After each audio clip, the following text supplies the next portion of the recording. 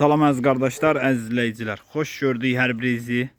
Əziz qardaşlar, buyurun baxın, bax belə 20 baş təmiz tatallar cinsi birinci, ikinci qarna dəvə qulaq, durnaboğaz qoyunlar satılır. 6 başı balalıdır əziz qardaşlar. Biri ekiz balalıdır. Heyvanlar da maşallah olsun da görürsünüz. Dana boyda heyvanlardır. Baxın bunlara. Maşallah olsun, qoşdan seçilmir. Belə balalısı da var içində. Görürsünüz də. İnan Allaha, maşallah olsun. Heyvan çox iri heyvandır. Hələ belə heyvan mən görməmişim. Çox iri heyvandır, maşallah olsun.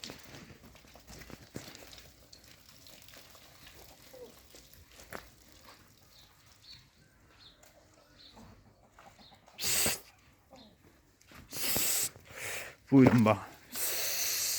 Görürsünüz bunlar. Ay maşallah. Süper heyvan. Ay maşallah. Bir qapının heyvanıdır. Qardaşa pul lazım deyin satır. Bir qapının heyvanıdır. Dün boz şərə heyvanlar. Belə gedəcək baxın. Ay maşallah. Bunlara baxın. Təmiz sortdur əziz qardaşlar. Maşallah olsun, dana boyda heyvanlar. Bunlara bakın. Süper heyvanlardır. Bir qapının heyvanı. Görürsünüz, qapıda da heyvan. Yani qardaşa pul lazım deyin satılır. Amma satılası qoyun deyil. Qardaşa yollaşa qismət olmalı heyvan. Belə tam ətraflı çəkirəm bax.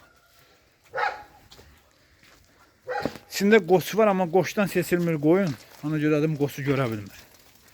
Deyil ha, bax qoçu da budur. Görürsünüz, belə çom alanı olsa qoçu da razılaşmaq olar. Ay maşallah. Süper heyvan.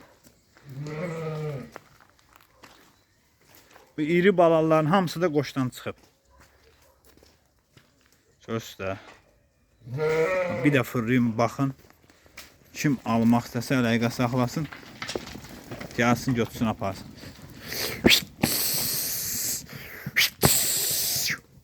Baxın bax heyvanlara. Dün boz şərədə az qalır. Dün boz şərə heyvanlar. Birinci, ikinci qarnı.